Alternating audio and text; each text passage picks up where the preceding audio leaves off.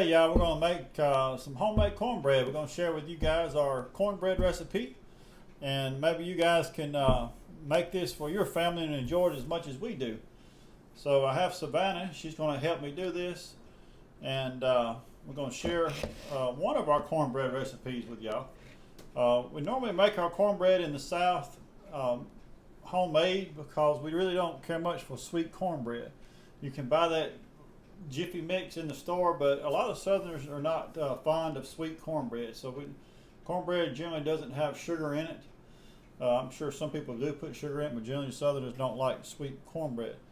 So Savannah's going to get started with 2 cups of self-rising cornmeal. So for this particular cornbread recipe, we're going to use self-rising cornmeal, and then she's going to add a half a cup of flour. So this is her flour there, and that can be either an all-purpose flour or self-rising. It really doesn't matter because you already have the self-rising cornmeal in there. And then we're going to add a half a teaspoon of salt to this. Okay, and Savannah's going to stir that up for us.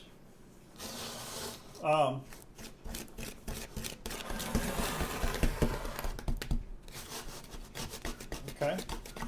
So now we're going to add 1 egg to 2 cups of buttermilk. Well, I dropped my shell in there, and then we're going to stir this around. We'll blend our egg with our buttermilk. Cornbread goes just about with anything, guys, but it especially goes well with greens like collards or kale or mustard, or some type of dry bean.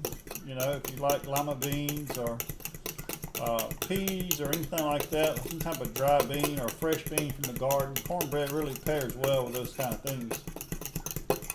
And that's just about all we eat at our home. We don't really buy rolls and things like that. We just mainly, if we eat any type of bread, it's normally either either sliced light bread or cornbread.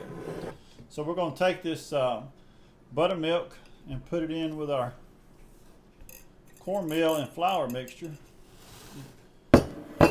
And here, you might want to use this, Savannah, for your mix that up. Let me get this out of your way. Don't get all stuck in there on you. Stuck in between the things there on you. So Savannah's going to mix that up for us, and that's all there is to it. That's all you have to do. Well, I'm sorry, we got to put a little oil in here. So we're going to add about 2 tablespoons of oil, 2 or 3 tablespoons of oil. Really don't measure that. Any type of vegetable oil that you have on hand. I use peanut oil, but whatever you have, you can even use lard. You melt a little lard on the stove and pour it in here. But a little oil does help bring this together when you get ready to fry it. Okay, so what we're going to do next is we're going to take this and move over to the stove, and I'm going to show you how we cook this cornbread. And this is the most important part, to make it come out really nice and crisp on the outside and light and fluffy in the middle, and moist. Okay. So Savannah's got that mixed up for us. So let's move over to the stove and let me show you how we're going to put this together in our cast iron skillet. Okay, so we at the stove, and one thing I wanted to show you was one of the most important parts of making cornbread, and the way that you cook it is, you can see I'm using a cast iron skillet, and I've put some oil in the bottom of the skillet, about 2 or 3 tablespoons. You can see that it's just coating the bottom of the pan there, and you want to get this skillet pretty hot before you add this cornbread mix to it. And I got it on about medium high, and you can see it starting to smoke a little. The oil starting to smoke a little, so it's just about ready for me to pour my cornbread mix in. So we're going to go ahead and do that. You can hear that frying.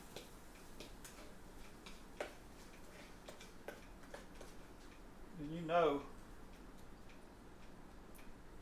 that it was ready for you to pour it in there. And that's kind of what you want it to do. You want it to fry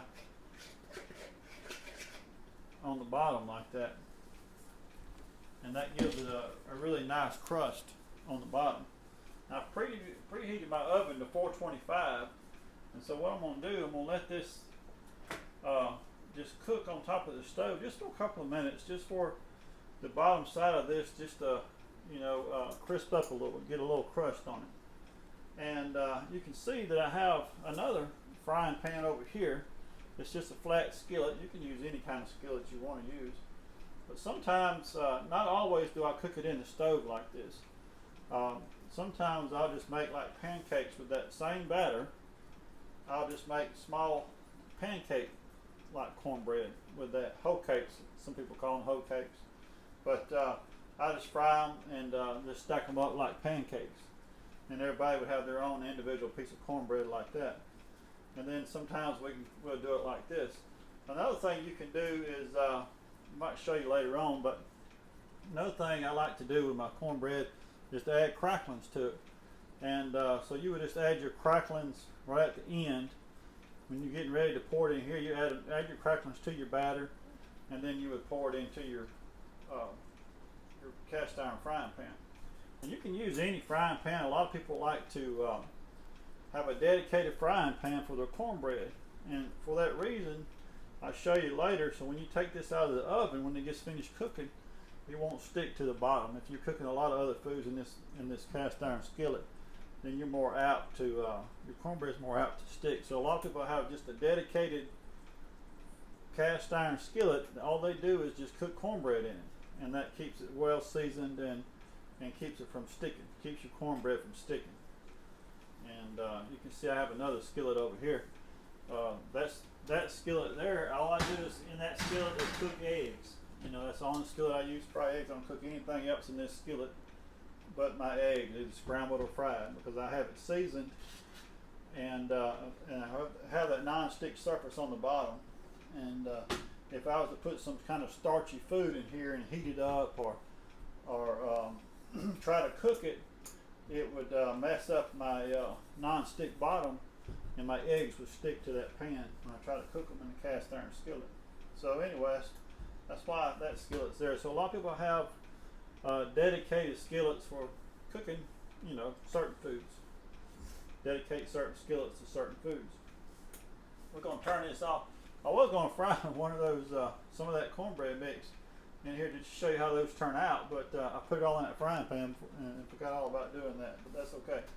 So our oven's on 425, and we're going to set our timer on about 12 minutes. And just when it gets brown top, it should be ready. But you can do the toothpick test and check it like that, and to make sure it's ready when your 12 minutes is up. And I've got it on the center rack in the oven, and you can try putting it in different areas of the oven for different textures and that sort of thing. But anyway, we'll take a break while this is cooking, and we'll be right back in just a minute to show you how this turns out. Okay guys, we're going to check our cornbread and see what it looks like. We've been in it for about 15 minutes in a 425 degree oven. So this is it. I don't know if you guys get a good picture of it or not. So what we're going to do, we're just going to flip it out like that and plate it up. See how easy that came out of there? That's why it's good to have just a dedicated frying pan for your cornbread, so you don't have to worry about that sticking on you. And it comes out beautiful. You can see how pretty that comes out. Nice, and I'll let you just hear this. You can hear how crispy that is. And you can see the inside of that, how nice and light and fluffy that is right there. But now this recipe was for a 10-inch skillet. Okay, so if you want to cook a smaller pan of bread, like a 6-inch or whatever, just half the recipe, and you'll come out with the same thing. It's not a big deal. Or you can half the recipe and just fry you a couple of pancakes for cornbread too, if it's just say you and your spouse or something like that. So I'll turn our oven off. So what I want to do, I was telling you that you can cook cornbread a couple of different ways, and this way was with the self-rising cornmeal that you buy at the store. Another way you can cook your cornbread, which I prefer, and we do it a lot here at home at our house, is we use fresh ground corn.